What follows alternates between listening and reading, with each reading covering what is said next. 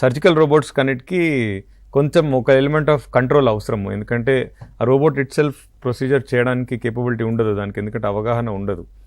So ఈ data అనేది మనం ఇవ్వడము, ప్లాన్ చేయడము, సర్జన్ ప్రెజెంట్ ఉండడం అనేది చాలా ఇంపార్టెంట్. నా గ్యాస్ట్రోఎంట్రాలజీ, ఆంకాలజీ, గైనకాలజీలో ఉండే రోబోటిక్ ఆర్మ్స్ ఏంటంటే వాటికి సర్జరీలో ఉండడు, వాళ్ళు కంప్యూటర్ ముందు కూర్చొని వాళ్ళు రోబోట్ని ఆపరేట్ చేస్తారు. అది completely different type of robot.